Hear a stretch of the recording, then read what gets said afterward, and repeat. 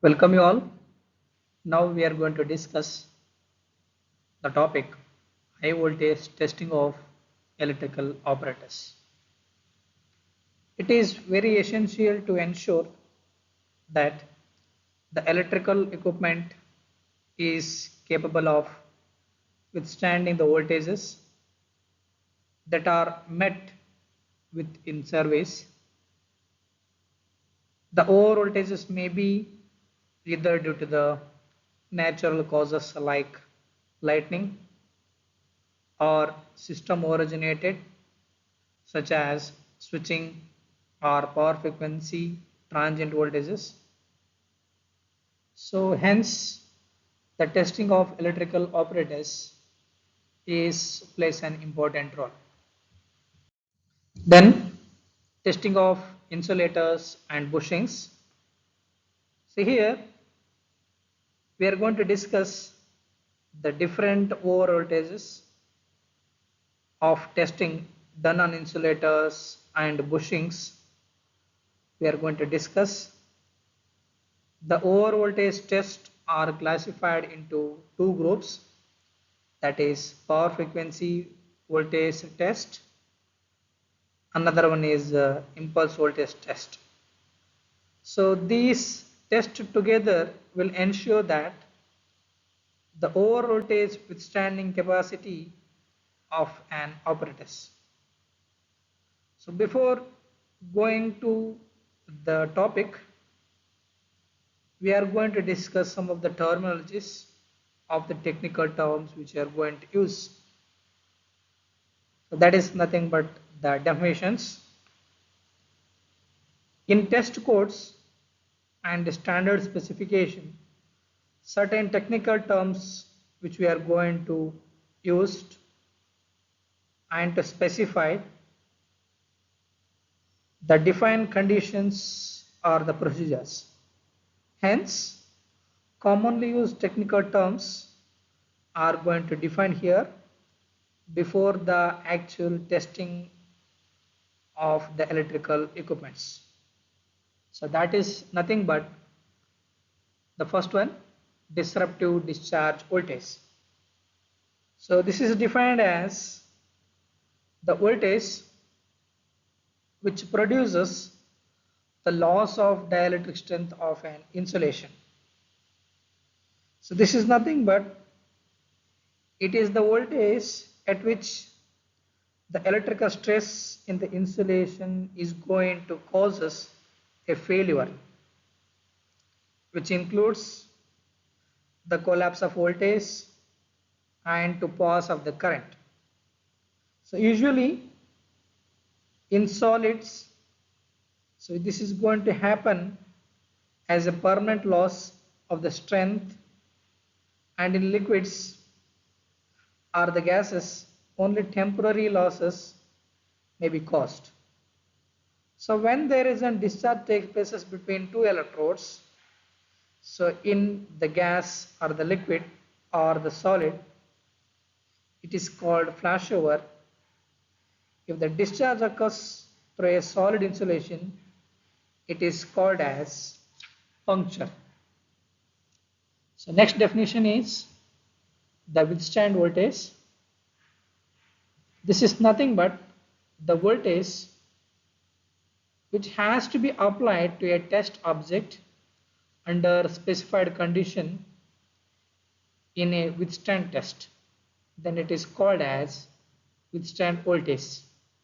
So for these details, you can refer that IS 731 and IS 2000 part 1963.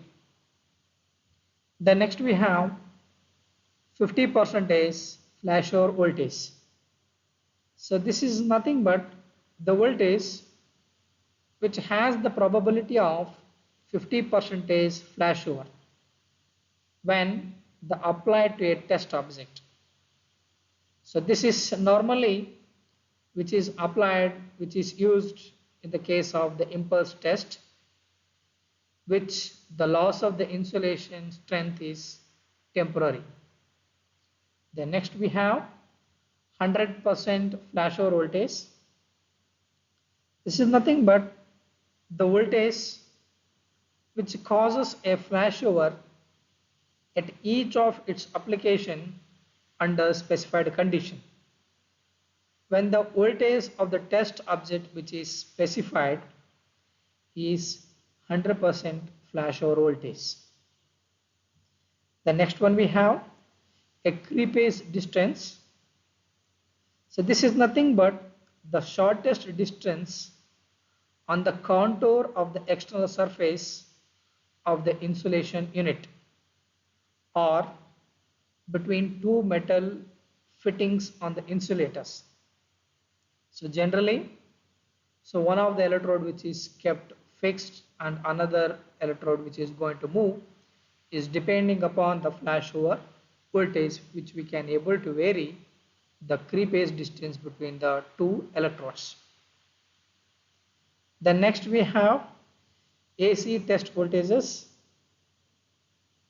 The alternating test voltage with of power frequency should have a frequency range of generally 40 to 60 Hertz and should be approximately sinusoidal.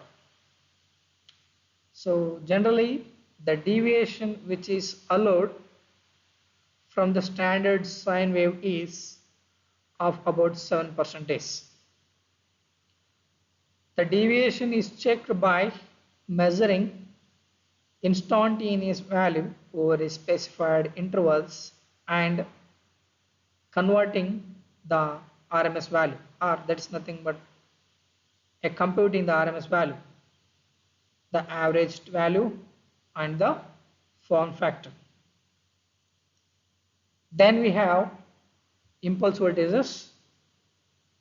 So impulse voltages are generally characterized by polarity, peak value, time to front and time to half the peak value after the peak, or that is nothing but generally we'll call it as rise time and the fall time.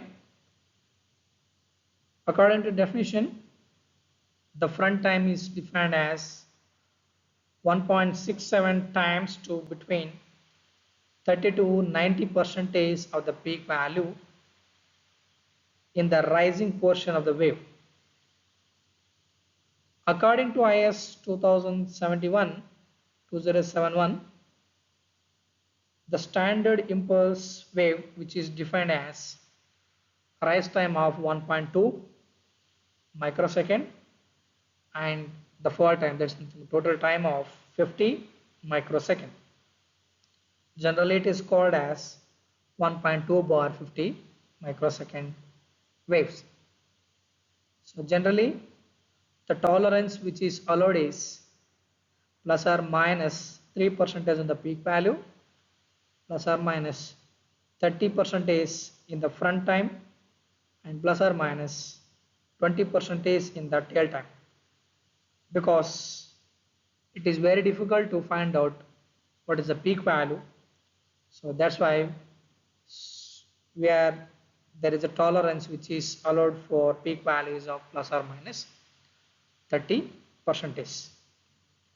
Then other than that, we have some reference atmospheric condition. Some of the electrical characteristics of the insulation and other apparatus are normally referred to the reference atmospheric conditions. According to that Indian standard specification, the temperature is of 27 degrees Celsius and the pressure of 1013 millibars, generally we will call it as 760 torr, and the absolute humidity is of 17 gram per meter cube. Because it is not always possible to test these references conditions of the correction factor has to be applied. In some cases, some of the test conditions are also used, that is nothing but British standard specifications. According to that, there the temperature is of 20 degrees Celsius and the pressure is 760 torr and the absolute humidity of 11 gram per meter cube. And we have air density correction factor of, generally D is nothing but, we are going to use, that is equal to 0.289 B divided by 273 plus T for 20 degrees Celsius. So B or P, which we can use it for atmospheric pressures in the millibars, and the T is nothing but the atmospheric temperature in degree Celsius. Test on insulators. The tests are normally conducted are divided into two types.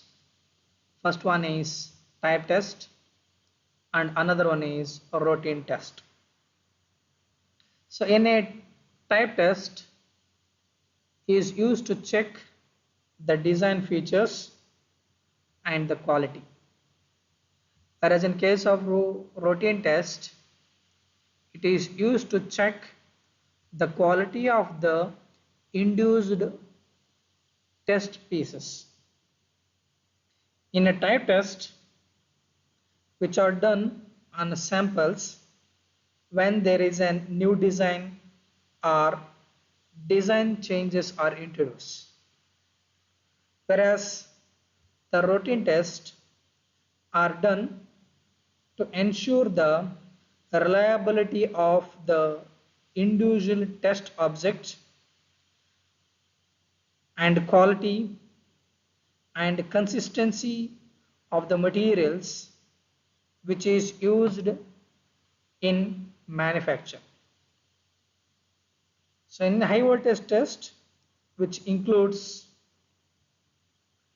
power frequency test, impulse test,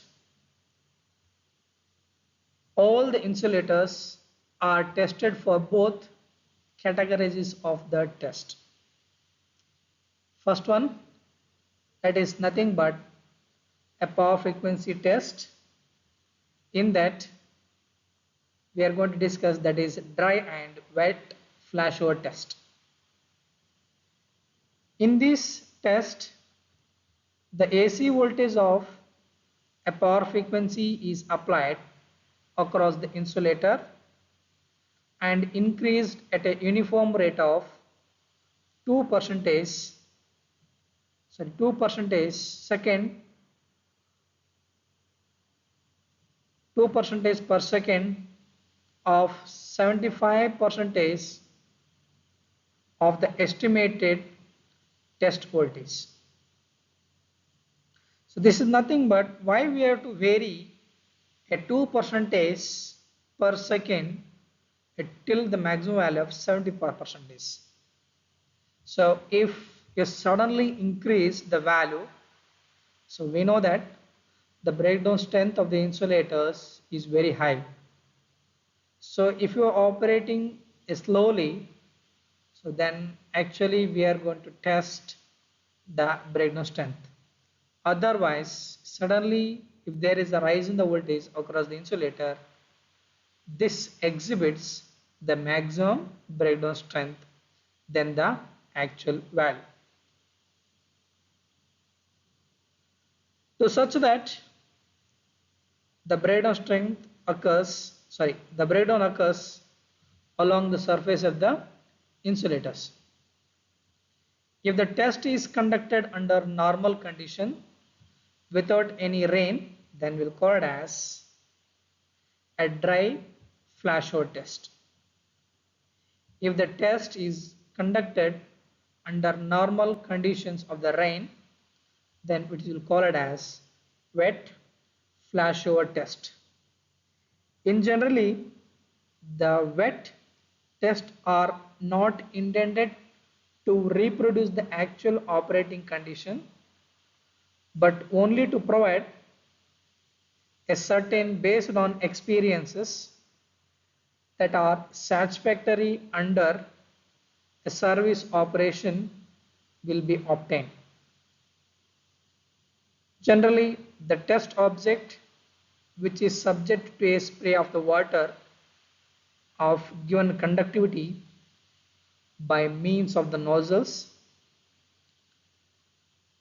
The spray is arranged in such a way that the water drops falls approximately at an inclination of 45 degree to the vertical.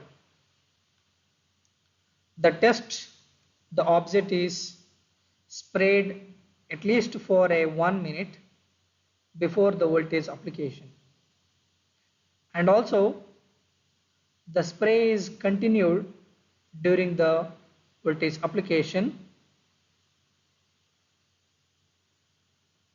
The certain characteristics of the spray which is noted as a precipitation rate of a 3 to 10% plus or minus, and the direction which we know that is 45 degree, and there is an conductivity of the water will be of 100 microsiemens plus or minus 10%, and there is an ambient temperature of 15 degree Celsius plus or minus.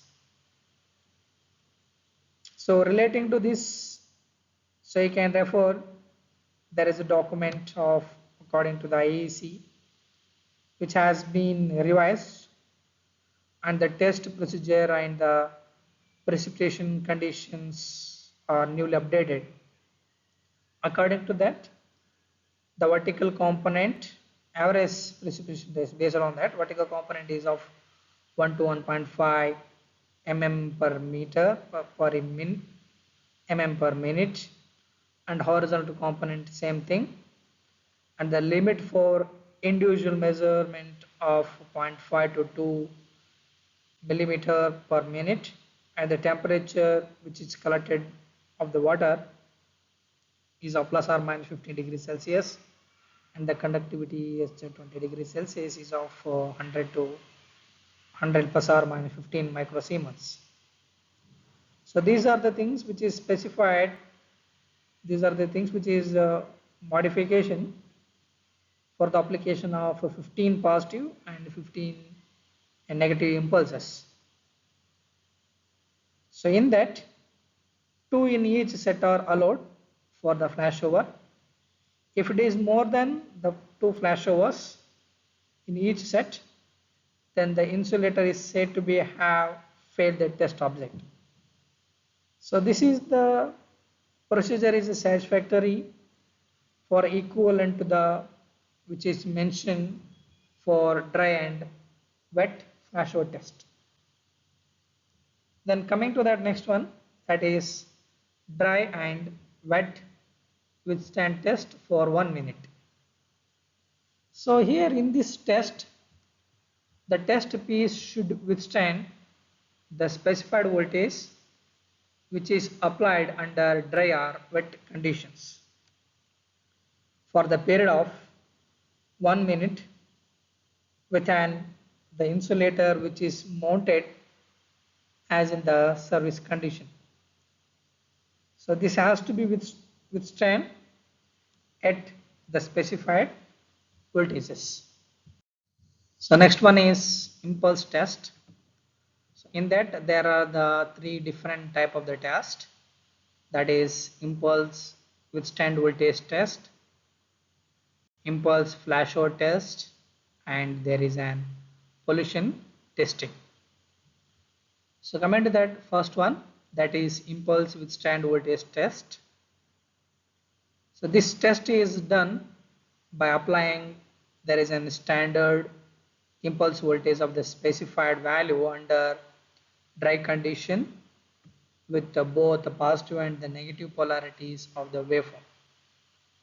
So if the 5 consecutives of the waves do not cause us there is a flashover or the puncture, then the insulator is said to be the test is passed.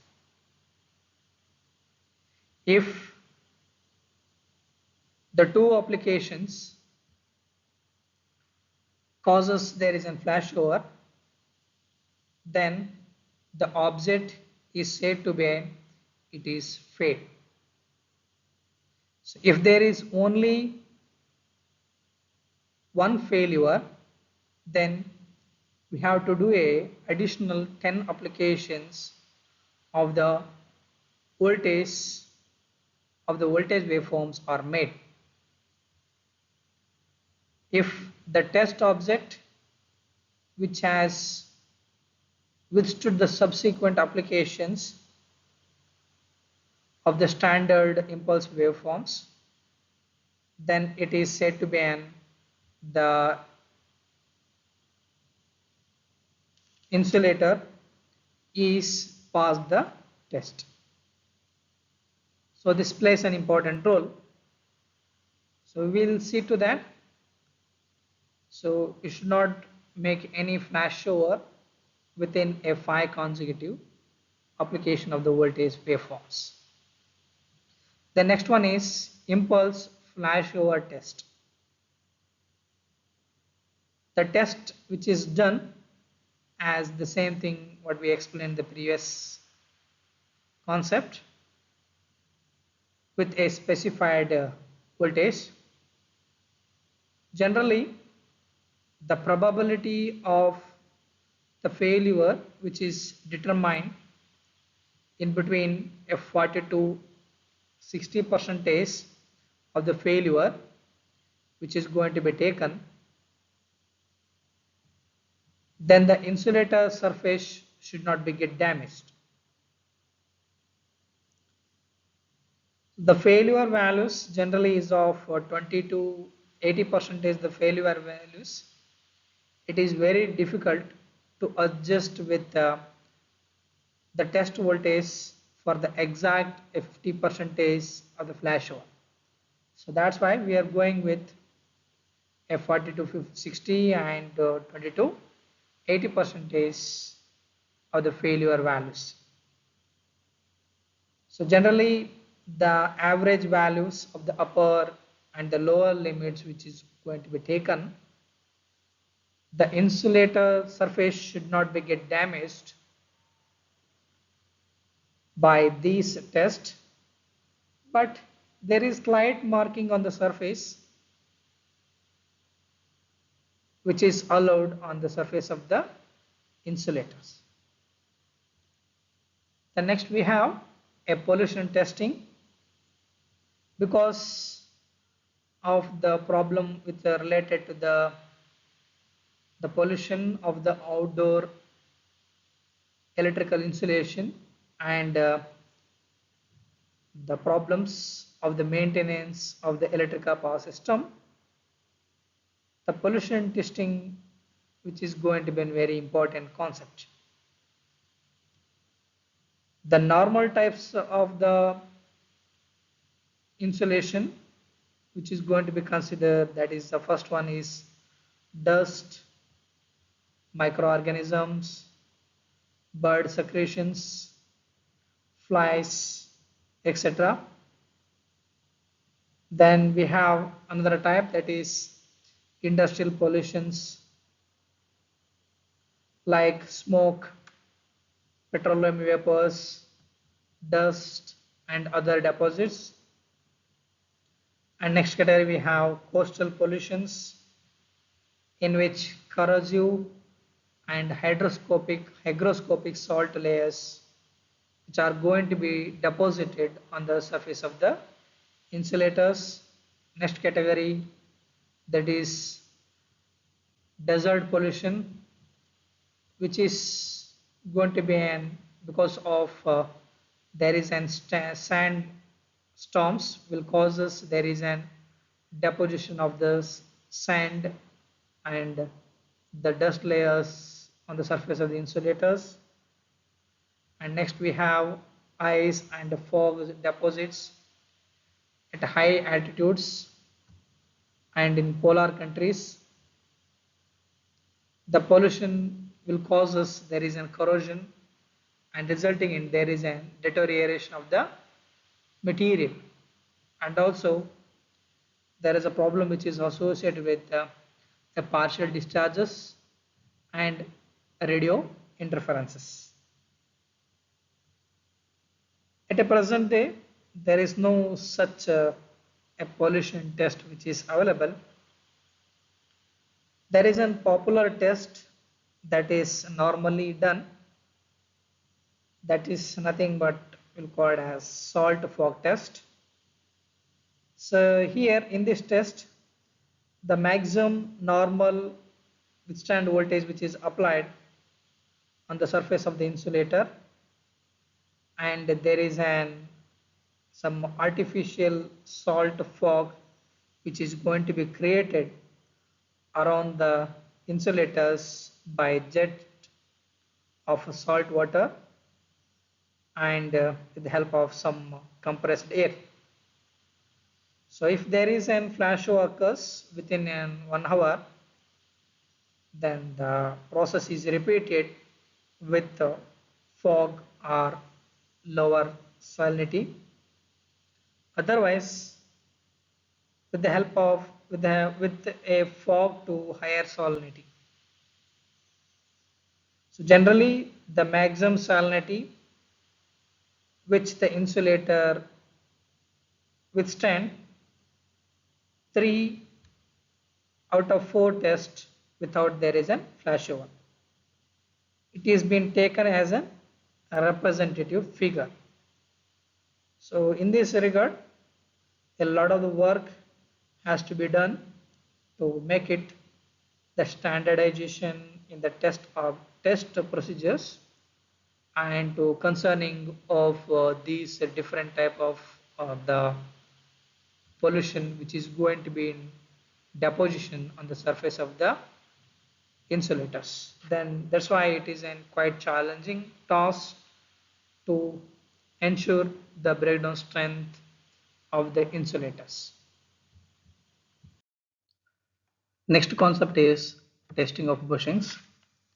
Actually, there are the 3 different types of tests we are going to conducting on a bushing. That is power frequency test, then impulse voltage test, next thermal test. So we can discuss one by one. In power frequency test, again there are the 5 different type of tests. That is power factor voltage test, next internal or partial discharge test, momentary withstand test at the power frequency, then 1 minute wet withstand test at a power frequency, visible discharge test at a power frequency. Means we are conducting on based on a power frequency test at a 50 to 60 hertz of the system. In the first one, power factor voltage test. So in this test, bushing is set up as in service or in immersed oil. So it is connected in a such a way that line conductor goes to high voltage side and the tank or earth portion will goes to detector side. Means one of the side is connected to high voltage side, another side is connected to the tank or earth portion which is connected to the detector side, or there is a sharing bridge. So there is an voltage which is applied to the line value increasing in steps and then it is reduced. So by doing this, a capacitance and the power factor are recorded in each steps. So there is a plot, the power factor or tan delta versus the applied voltage which is drawn. So this is generally it is of the routine test, but sometimes may be conducted on percentage basis as well. So then next we have internal or partial discharge test. This test is done to find the deterioration or failure due to internal discharges. So this will lead to that there is a failure because of this the composite insulation or the bushing which is going to deteriorate will lead to that there is a failure. So this is done by using internal or partial discharge test, so which we discussed in the previous case. So there is the voltage versus discharge magnitude as well as the quadratic rate. will give us an excellent record of the performance. So this is nothing but we are plotting the performance which is observed based on the voltage versus the discharge magnitude. So generally it is a routine test for the high voltage bushings. Then we have momentary withstand test at a power frequency. This is done based on the Indian standard specification 2009 applied to the bushings. So the test voltage is specified in the specifications. The bushing has to withstand the applied test voltage without the flashover or the puncture at least for a 30 second. So at present, so this type is replaced by an impulse voltage test. Next one we have 1 minute withstand test at power frequency. So it is the most common and routine test. So it is carried in dry and wet condition at least for 1 minute. So in wet test, the rain arrangement is mounted as in the service. This is what we discussed in the previous condition. There is an artificial air rain chamber. The water droplet is falling on the element at a degree of 45 degree. So we are considering that it is an artificial rain which is falling on the element.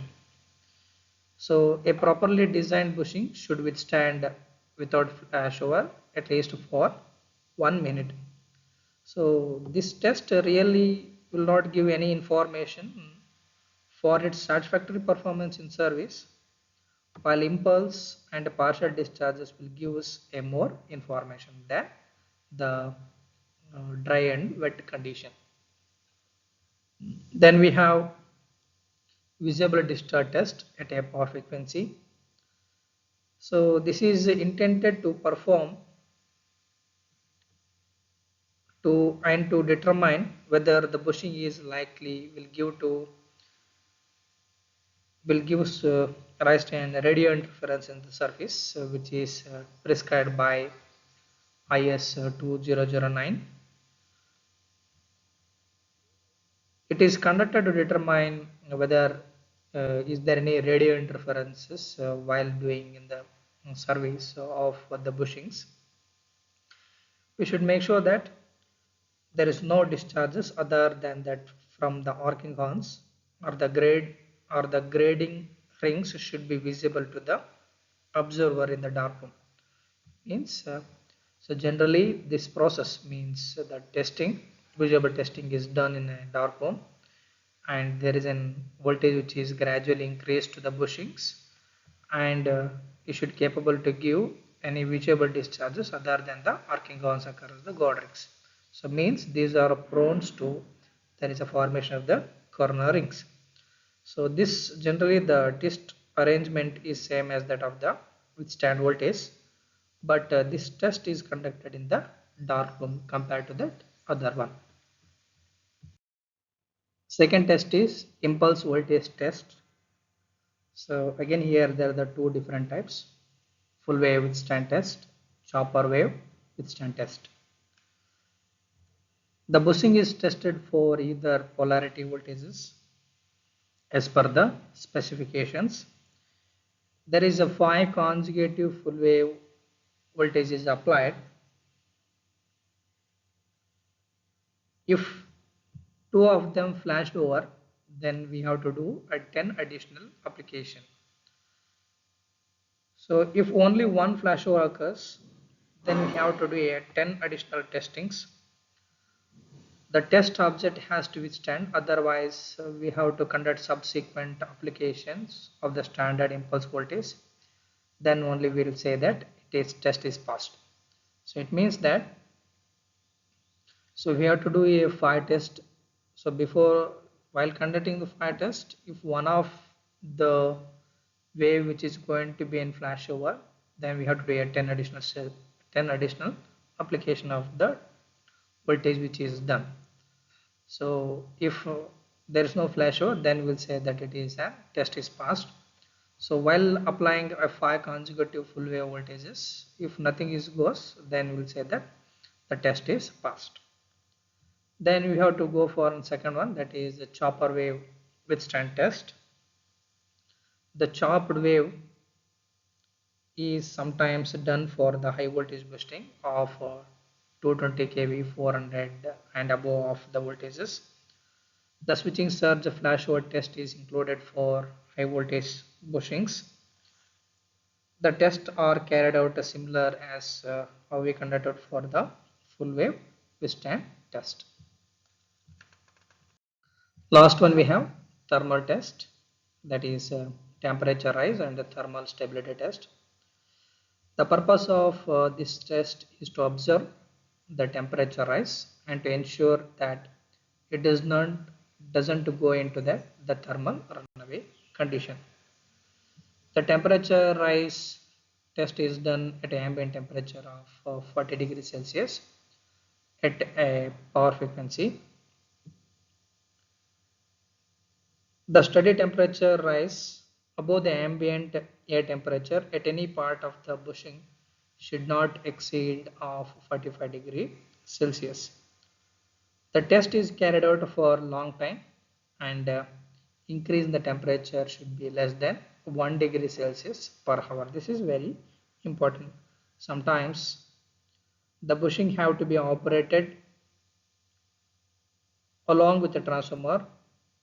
In that the temperature reached may be exceed of 80 degree Celsius. So the temperature is high enough to produce a large dielectric losses and the thermal instability.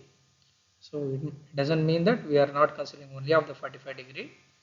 So if there is a bushing with respect to the transformer, then we are considering it 80 degree Celsius as well. For high voltage bushing, so this is particularly important, and hence the thermal stability test is done for the bushing the rated for 132 kV and the above. The test is carried out with the bushing immersed in the oil at maximum service temperature with 86% of the normal system voltage. So this is approximately, we'll consider it is a root 2 times of the working voltage of the bushing, and hence the dielectric losses are about double the normal voltage. There is an additional losses account for the conductor of the ohmic losses. So this is being considered as unnecessary to specify the thermal stability for oil impregnated paper bushings of low rating. But for the large high voltage bushings, the losses in the conductor may be high enough to outweigh the dielectric losses. So this is the type of the test for low voltage rating and the routine test for the high voltage ratings. So these are the type of the different type of test which you're going to conduct for the testing of the bushings.